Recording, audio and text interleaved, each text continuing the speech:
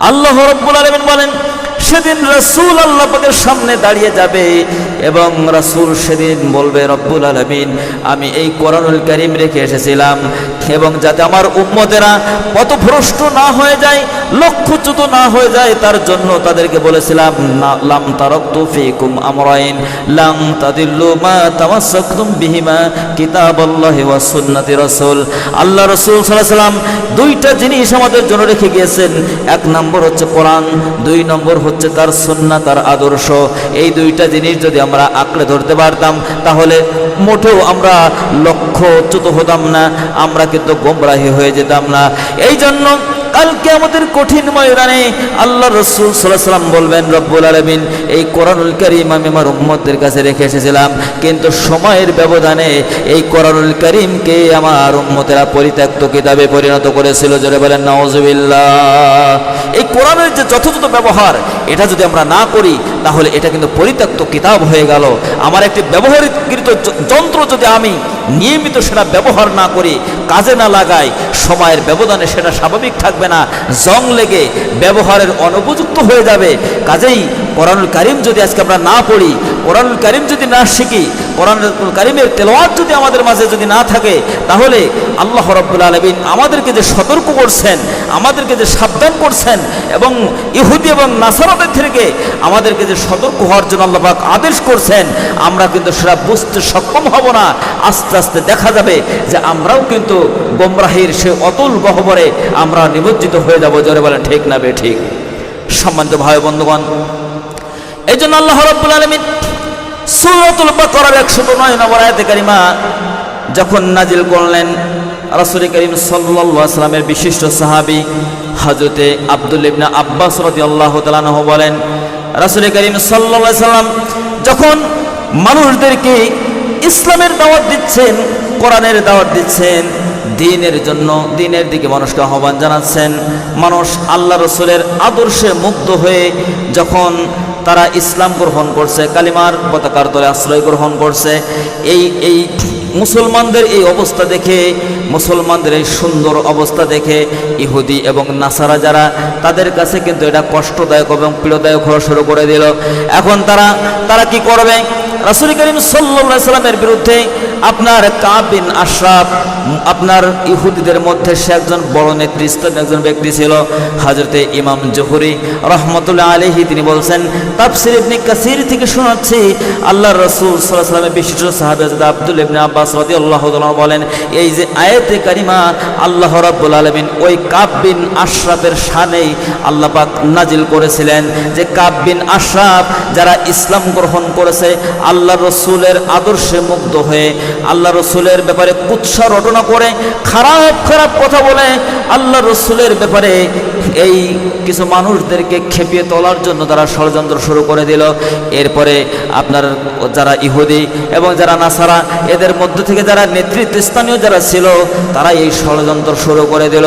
আল্লাহ রাব্বুল আলামিন তাদেরকে সতর্ক করে দিলেন যে এই সমাজের মধ্যে এমন কিছু মানুষ থাকবে যারা চেষ্টা করবে, তোমরা যে ইসলাম গ্রহণ করেছো এবং তোমরা যে ইসলামের সেন্টিমেন্ট, ইসলামের চিন্তা চেতনা গ্রহণ করেছো এবং সেই অনুযায়ী জীবন পরিচালনা করছো, তোমাদেরকে এই ইসলাম থেকে আবার তোমাদেরকে গাফিল করে কুফরির দিকে তোমাদেরকে আবার ধাবিত করবে। এবং এই আকাঙ্ক্ষা তারা কিন্তু সর্বশক্তি দিয়ে তারা চেষ্টা করছে এবং আকাঙ্ক্ষা পোষণ করছে এবং সেইভাবে চেষ্টা সাধনা চালিয়ে যাচ্ছে। এই জন্য তাদের ব্যাপারে তোমরা তাদের ব্যাপারে সতর্ক থাকবে, তোমরা তাদের এই ষড়যন্ত্রের ব্যাপারে তোমরা সাবধান হয়ে যাবে। ইহুদি এবং নাসারা তোমাদের যে জানের দুশমন, তোমাদের মানের দুশমন, তোমাদের ইসলামের দুশমন, কোরআনের দুশমন, এই বিষয়টি আল্লাহ রাব্বুল আলামিন পরিষ্কার করে দিয়েছেন। জোরে বলেন সুবহানাল্লাহ। আমার ভাই বন্ধুগণ, ইহুদি এবং খ্রিস্টানদের সম্পর্কে আমাদের সতর্ক এবং সচেতন হওয়া দরকার আছে না নাই? জোরে বলেন আছে কিনা? সম্মানিত ভাই বন্ধুগণ, এই ইহুদি এবং নাসারাদের সেই যে পাতানো ফাঁদে পা না দিয়ে আল্লাহ রাব্বুল আলামিন আমাদের সামনে কোরআনুল কারীমের যে দৃশ্যমান, যে সুস্পষ্ট যে বাণী, যে বার্তা, যে মেসেজ আল্লাহ পাক দান করেছেন, এই মেসেজ আমাদেরকে গ্রহণ করতে হবে। আল্লাহ রাসূল সাল্লাল্লাহু আলাইহি ওয়াসাল্লামের মাধ্যমে আল্লাহ পাক তার রাসূলের মাধ্যমে আমাদেরকে জানিয়েছেন, সাফ আসমাইন থেকে জানিয়ে দিলেন যে না, তোমাদেরকে তারা যতই আল্লাহ রসুলের বিরুদ্ধে, ইসলামের বিরুদ্ধে কুৎসা রটনা করুক না কেন, ইসলামের বিরুদ্ধে ষড়যন্ত্র করুক না কেন, তোমরা মোটেও তাদের পাতানো ফাঁদে তোমরা পা দিবে না। এবং তোমরা আল্লাহ রসুল যে নীতি তোমাদেরকে শিক্ষা দিয়েছেন, যে আদর্শ তোমাদেরকে শিক্ষা দিয়েছেন, সেই আদর্শের উপরে তোমাদের জীবন যদি তোমরা পরিচালনা করো, তাহলে আল্লাহ রাব্বুল আলামিন দুনিয়া এবং আখিরাত উভয় জাহানে আল্লাহ পাক তোমাদেরকে সম্মানিত করবেন। জোরে বলেন সুবহানাল্লাহ। সম্মানিত ভাই বন্ধুগণ, আল্লাহ রাব্বুল আলামিন বললেন, ওরা তোমাদেরকে নামাজের দিক থেকে ওরা তোমাদেরকে গাফেল করতে চায়, ওরা তোমাদেরকে যাকাত থেকে তোমাদেরকে গাফেল করতে চায়, কিন্তু তোমরা তাদের কুমন্ত্রণায় পড়ে নামাজ থেকে তোমরা দূরীভূত হয়ে যাবে না, নিজেদেরকে তোমরা দূরে সরিয়ে রাখবে না। এবং জাকাত ভিত্তিক যে অর্থ ব্যবস্থা কায়েমের জন্য আমি আল্লাহ পাক আদেশ করেছি, এবং সুদ ভিত্তিক অর্থ ব্যবস্থা সমাজ থেকে যাতে দূর হয়ে যায় তার জন্য আমি আল্লাহ পাক আদেশ করেছি। এই জন্য নামাজ যাতে সমাজে প্রতিষ্ঠিত হয়ে যায় এবং জাকাত ভিত্তিক অর্থ ব্যবস্থা যাতে প্রতিষ্ঠিত হয়ে যায় তার জন্য তোমরা চেষ্টা করতে থাকবে। আর উত্তম আমল সমূহ নাজাতের প্রয়োজনে, যাতে করে কাল কিয়ামতের কঠিন ময়দানে সেদিন তোমরা যাতে নাজাত পেয়ে যাও এবং তোমাদের সফলতার মালা গলায় পড়ে আল্লাহর জান্নাতে যাতে সেদিন তোমরা চলে যেতে পারো, এর জন্য তোমরা উত্তম আমল সমূহ তোমরা করে যেতে থাকবে। এবং তোমরা যতটুকু তোমাদের জীবনের জন্য, তোমাদের প্রয়োজনের জন্য তোমরা যতটুকু করবে, এর প্রতিদান, এর যাজা আল্লাহ রাব্বুল আলামিন তোমাদের দান করবেন। জোরে বলেন সুবহানাল্লাহ। আমার ভাই বন্ধুগণ, আল্লাহ রাব্বুল আলামিন এই আদেশ যখন দান করলেন, আল্লাহ পাক মানব জাতিকে সালাতের জন্য বললেন। আর আল্লাহ পাক বললেন, এই জামিনে আমার যখন কোনো গোলাম, আমার কোনো বান্দা যখন সমাজের দায়িত্বপ্রাপ্ত হয়, সেটা রাষ্ট্রের দায়িত্বপ্রাপ্ত হতে পারে বা সমাজের কোনো দায়িত্বে সে নিয়োজিত হতে পারে, এই মানুষটি যখন দায়িত্বপ্রাপ্ত হবে তখন সে 4 দফা কাজ শুরু করে দেবে। জোরে বলেন কয় দফা? 4 দফা কাজ। জোরে বলেন কয় দফা?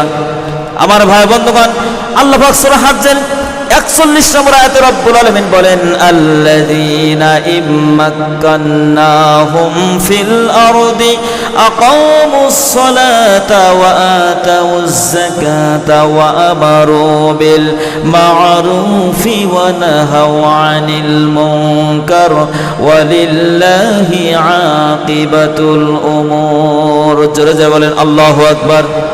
আরো জোরে বলেন আল্লাহু আকবার।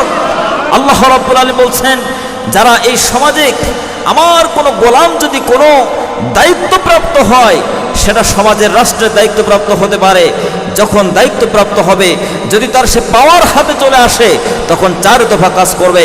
তার মধ্যে 1 নম্বর কাজ হচ্ছে সে ক্ষমতা পাওয়ার সাথে সাথে এই সমাজে নামাজের বিল, নামাজের আইন বিধান চালু করে দেবে। জোরে বলেন সুবহানাল্লাহ। আমরা এই বাংলাদেশ 47 সালে একবার স্বাধীন হয়েছে, এর পরবর্তী সময়ে আমরা 52 ভাষা আন্দোলন আমরা না দেখলেও অনেকেই আপনারা দেখেছেন, এরপরে 69 গণঅভ্যুত্থান দেখেছেন, 71 চূড়ান্তভাবে বিজয় দেখেছেন, এরপরে 24 সালে এসেও কিন্তু আমরা আরেকটি বিজয় আমরা দেখলাম। কিন্তু অনেক বিজয়, অনেক তরাই উত্তরাই কিন্তু আমাদের আসতে হয়েছে, কিন্তু আজ পর্যন্ত আল্লাহ রাব্বুল আলামিন যে বিধানের কথা বলছেন, সমাজের দায়িত্বপ্রাপ্ত হয়েছে, 5 বছর পর পর ক্ষমতার পালাবদল হয়েছে, কিন্তু সেই কাঙ্ক্ষিত মানের সেই পার্লামেন্ট থেকে এখনো কিন্তু নামাজের বিল চালু হয় না। জোরে বলে ঠিক না ঠিক? জোরে বলে ঠিক কিনা সম্মানিত ভাইরা? অথচ আল্লাহ রাব্বুল আলামিন বলছেন যে যারা আমার গোলাম দায়িত্বপ্রাপ্ত হওয়ার সাথে সাথে তারা নামাজের বিল চালু করে দিবে। এই জন্য সমাজকে যদি সংস্কার করতে হয়, সমাজকে যদি ডিসিপ্লিনে আনতে হয়, সমাজে যদি ভালো মানুষ তৈরি করতে হয়, ছোটদেরকে বড়দের প্রতি শ্রদ্ধাবোধ তৈরি করতে হয় এবং বড়দেরকে ছোটদের ব্যাপারে স্নেহবোধ যদি তৈরি করতে হয়, তাহলে নামাজের বিকল্প নাই। কারণ নামাজ এমন একটি ইবাদত, এমন একটি আমল, এই নামাজ আদায়ের মধ্য দিয়ে নামাজের শিক্ষায় যখন কোনো মানুষ শিক্ষিত হবে, কোনো সমাজ, কোনো জাতি শিক্ষিত হবে, ওই সমাজটা সুন্দর এবং সোনালী সম্ভাবনায় সমাজ হয়ে যাবে। জোরে বলেন সুবহানাল্লাহ। সম্মানিত ভাই বন্ধুগণ, আল্লাহ রাব্বুল আলামিন তার হাবিবকে আদেশ করলেন, সূরা তাহার মধ্যে আল্লাহ রাব্বুল আলামিন বলেন, ওয়া'মুর আহলাকা বিস-সালাতি ওয়াসতাবির আলাইহা লা নাসআলুকা রিজকা নাহনু নারযুকুকা ওয়াল আকিবাতু লিত-তাকওয়া। জোরে জোরে বলেন আল্লাহু আকবার, আরো জোরে বলেন আল্লাহু আকবার। আল্লাহ রাব্বুল আলামিন বলেন, নবীজি আপনি আপনার পরিবারের সদস্য যারা তাদেরকে আপনি নামাজের ব্যাপারে আদেশ করেন, নামাজের ব্যাপারে তাদেরকে আপনি আদেশ করেন। আর শুধু আদেশ করে ক্ষান্ত হবেন না, ওয়াসতাবির আলাইহা, এই আদেশের সাথে সাথে নিজেও কিন্তু এটার উপর অবিচল থাকবেন। আমাদের এই সমাজে অনেক পিতা আছেন যারা সন্তানদেরকে নামাজি হিসেবে নামাজ আদায় করুক এটা আশা করেন, প্রত্যাশা করেন, কিন্তু নিজে নামাজ আদায় করেন না। এমন খাটাস মার্কা পিতা আমাদের সমাজে আছে না নাই? আমার ভাই বন্ধুগণ, আমরা যখন বলছি ভাই নামাজ আদায় করেন কিনা, এই মসজিদের সাথে তো অনেক বছর আমি সম্পৃক্ত আছি, আপনাকে তো নামাজের সাথে দেখি না, এমনকি জুমায়ও তো দেখি নাই। ওনার কাছে যখন প্রশ্ন করলাম উনি বললেন, আমি নামাজ না পড়লে কি হয়, আপনার ভাবি তো পড়ে, শুধু নামাজ পড়ে না, ফজরের পরে কোরআনুল কারীম তেলাওয়াত করে, সপ্তাহে সে 1 খতম দেয়, রমজান মাসের মধ্যে সে 10 খতম দিয়ে দেয়। এমন লোক আছে না নাই? জিজ্ঞাসা করলাম তার কাছে, কিন্তু সে ভাবির কথা বলে দিল, চাচির কথা বলে দিল। আসলে এই ব্যক্তি যেহেতু পরিবারের সদস্য, সে পরিবারের অভিভাবক, তার অধীনস্থ যারা আছে তার প্রভাব অনুযায়ী তারা কিন্তু চলবে। এখন যার প্রভাবে পরিবার চলবে, স্ত্রী পুত্র পরিজন সন্তান সন্তান চলবে, সেই ব্যক্তি যদি আদর্শ গ্রহণ করতে না পারে, তাহলে আপনি যতই আশা করেন না কেন ওই পরিবার কখনো নামাজি পরিবার হতে পারে না। জোরে বলেন ঠিক কিনা? আমার ভাই বন্ধুগণ, এজন্য আল্লাহ রাব্বুল আলামিন বলেন, আপনি আদেশ করতে থাকবেন এবং আপনার পরিবারের সদস্য যারা আছে তাদেরকে আদেশ করবেন, নিজেও কিন্তু এটার উপর বিচল থাকবেন। আর লা নাসআলুকা রিজকা, আপনি রিজিকের ব্যাপারে আপনি পেরেশান হবেন না। আমি আল্লাহ রাব্বুল আলামিন আপনার কাছে রিজিক জীবিকা চাই না। আর নাহনু নারযুকুকা, জীবিকা রিজিক তো আমি আল্লাহ পাক আপনাকে দেব। আপনারা বলেন তো আমরা জীবিকার পিছনে যতই ছোটাছুটি করি না কেন, আমাদের জীবিকা আমরা ছোটাছুটি করলে কি হবে? আমাদের জীবিকা দেন একজন, তিনি কে? আল্লাহ রাব্বুল আলামিন আমাদের জীবিকা দান করেন, তিনি আমাদের কাছে মুখাপেক্ষী নন, কিন্তু আমরা কিন্তু তার কাছে মুখাপেক্ষী। এই জন্য আল্লাহ পাক বলেন, ওয়াল আকিবাতু লিত-তাকওয়া, যারা তাকওয়ার নীতি অবলম্বন করবে তাদের জন্য শুভ পরিণাম। জোরে বলেন সুবহানাল্লাহ। আমার ভাই বন্ধুগণ, আল্লাহ রাসূল জনাব মুহাম্মদ রাসূলুল্লাহ সাল্লাল্লাহু আলাইহি সাল্লাম এই সমাজটা যাতে নামাজি সমাজ হয়ে যায়, তার জন্য রাসূল করিম সাল্লাল্লাহু আলাইহি সাল্লাম চেষ্টার কমতি করেন নাই। তিনি চেষ্টা করেছেন, জীবনের শেষ সময় যখন তার চলে এসেছে, তিনি এই তার জীবনের অবসান হয়ে যাবে, তার কখনো হুঁশ হয়, কখনো বেহুশ হয়ে যান। নবী করিম সাল্লাল্লাহু আলাইহি সাল্লাম জীবনের এই শেষ মুহূর্তে এসেছেন, তিনি তার পরিবারের কোনো কথা বলেন নাই, সন্তান সন্ততির ভবিষ্যৎ কি হবে সে ব্যাপারে বলেন নাই। উম্মতের জন্য রাসূল বলেছেন, আসসালাত আসসালাত ওমা মালাকাত আইমানুকুম, নামাজ নামাজ, আমার উম্মতেরা নামাজটা ছেড়ে দিও না। আমার ভাই বন্ধুগণ, রাসূল করিম সাল্লাল্লাহু আলাইহি সাল্লাম যখন আমার জীবনের শেষ মুহূর্তে তার কখনো হুঁশ হয়, কখনো বেহুশ হয়ে যান, নবী করিম সাল্লাল্লাহু আলাইহি সাল্লাম এমন একটি সময়ে তিনি হুঁশ ফিরে পেয়েছেন। এরপরে তিনি সাহাবা আজমাইন 2 জন সাহাবীর কাঁধের উপরে ভর দিয়ে 2 জন সাহাবীর সহযোগিতা নিয়ে রাসূল করিম সাল্লাল্লাহু আলাইহি সাল্লাম মসজিদে গিয়েছেন। মসজিদে যে জামাতের সাথে সালাত আদায় করেছেন, নবীজি খুতবা দিয়েছেন। খুতবার মধ্যে বলেছেন, আল্লাহ রাব্বুল আলামিন তার একজন বান্দাকে এই পৃথিবীর এই জাগতিক সব নাজ নিয়ামত আল্লাহ পাক দান করতে চেয়েছিলেন, কিন্তু তার সেই বান্দা জাগতিক সব সম্পদকে উপেক্ষা করে মাবুদের সাথে দেখা করাটা বেশি তিনি পছন্দ মনে করেছেন। নবীজির এই কথা সাহাবীদের মধ্যে কেউ তেমন কিছু বুঝলো না, কিন্তু সিদ্দিক আকবর হযরত আবু বকর সিদ্দিক রাদিয়াল্লাহু তাআলা আনহু তিনি ফুপিয়ে ফুপিয়ে কান্না শুরু করে দিলেন। কেননা তিনি তো নবী করিম সাল্লাল্লাহু আলাইহি ওয়াসাল্লামের বন্ধু ছিলেন, নবী করিম সাল্লাল্লাহু আলাইহি ওয়াসাল্লামের 20 বছরের বন্ধু। তিনি বুঝতে পেরেছেন আল্লাহর নবী কেমন মহান চরিত্রের অধিকারী। আল্লাহর নবী আল্লাহ রাব্বুল আলামিন এই পৃথিবীতে সম্পদ বলতে যা বোঝায় আল্লাহ রাব্বুল আলামিন সব তার হাবিবকে দিতে চেয়েছিলেন, কিন্তু আল্লাহর নবী সকল সম্পদ উপেক্ষা করে মাবুদের সাথে দেখা করাটা তিনি বেশি পছন্দ মনে করেছেন। এই কথার মধ্য দিয়ে আল্লাহর নবী বোঝাতে চাইলেন যে আল্লাহ রাব্বুল আলামিন তার হাবিবকে এই পৃথিবীর মাঝ থেকে তিনি উঠিয়ে নিয়ে যাবেন, আল্লাহর হাবিব আমাদের মাঝ থেকে চলে যাবেন, আর আমরা তার পিছনে নামাজ পড়া থেকে মাহরুম হয়ে যাব। একটু জিকির করেন লা ইলাহা, আর জোরে লা ইলাহা।